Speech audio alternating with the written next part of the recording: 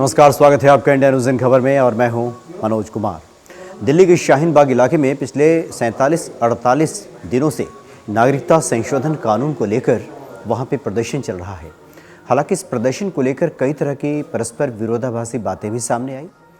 इस प्रदर्शन के औचित्य पे सवाल खड़ा किया गया, इसके उद्देश्य पे सवाल भी खड़ा किया गया और ये भी कहा गया कि वहाँ पे संविधान और राष्ट्रीय झंडे की आड़ में कुछ असामाजिक तत्व भी हैं जो अपना मकसद पूरा कर रहे हैं। ये भी कहा गया कि वहाँ कुछ इस प्रकार के लोग हैं, नासमझ लोग हैं, जिनकी वजह से दिल्ली के चुनाव में ध्रुवीकरण हो रहा है। साथ में ये भी कहा गया कि कुछ लोग वहाँ पे ऐसे हैं जिनका ब्रेन वॉश किया गया है और वो किसी भी कीमत पर कुछ भी सुनने को तैयार नहीं है। लिहाजा शाहीन बाग को एक तरह से देखा जाए तो अलग थलग करके छोड़ दिया गया था कि इसकी परिणति जो भी होगी अब दिल्ली चुनाव के बाद होगी।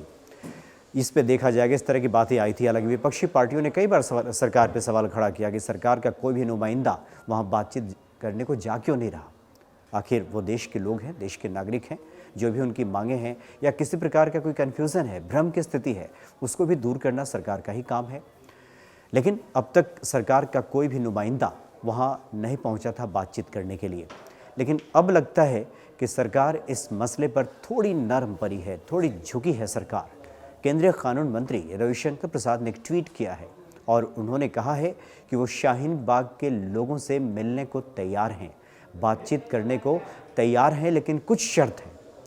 पहली शर्त यह है कि शाहीन बाग के लोगों को अपना प्रदर्शन बंद करना होगा, क्योंकि जिस प्रकार से प्रदर्शन वहाँ चल रहा है और काफ़ी बड़ी तादाद में लोगों को वहाँ कठिनाइयाँ हो रही हैं, आवागमन पूरी तरह से बाधित है, पहले उसको सुचारू किया जाए, उसके बाद रविशंकर प्रसाद मिलेंगे।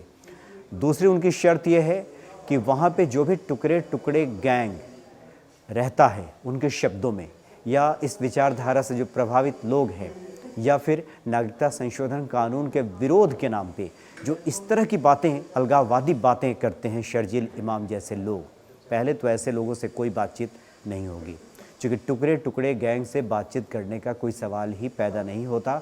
इस तरह का ट्वीट किया है रविशंकर प्रसाद ने। तो ये 2-3 शर्तें हैं। पहला, आंदोलन खत्म करें। दूसरा, टुकड़े टुकड़े गैंग का कोई भी व्यक्ति है उससे बातचीत नहीं होगी।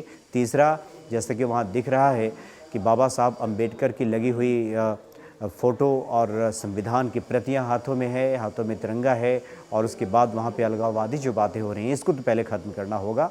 उसके बाद जो भी संशय है, जो भी दिक्कत है, कोई भी शाहीन बाग का नुमाइंदा रविशंकर प्रसाद से संपर्क कर सकता है, वो ग्रुप में जा सकते हैं, उनसे बातचीत कर सकते हैं।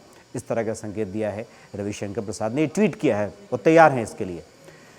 तो इसको अगर हम देखें, इस पूरे घटनाक्रम को और रविशंकर प्रसाद के ट्वीट को, तो इतना तो माना जा सकता है कि सरकार थोड़ी नरम पड़ी है। भले ही सरकार का अभी भी ये मानना है कि ऐसे लोग भ्रमित हैं, किसी न किसी बहकावे के शिकार हैं, लोगों ने बरगलाया है, ब्रेन वॉश उनको किया है।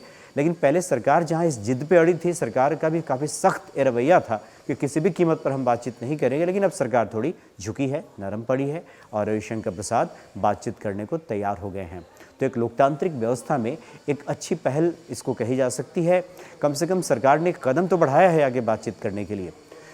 जो भी स्थिति है, ये कम्युनिकेशन गैप, संवादहीनता नहीं होनी चाहिए, संवाद कायम होना चाहिए प्रदर्शनकारियों और सरकार के बीच। इसलिए इसको निश्चित तौर पे एक सराहनीय कदम कहा जा सकता है सरकार का। फिलहाल इतना ही। नमस्कार। इन खबर चैनल को सब्सक्राइब करें और बेल आइकन दबाना ना भूलें।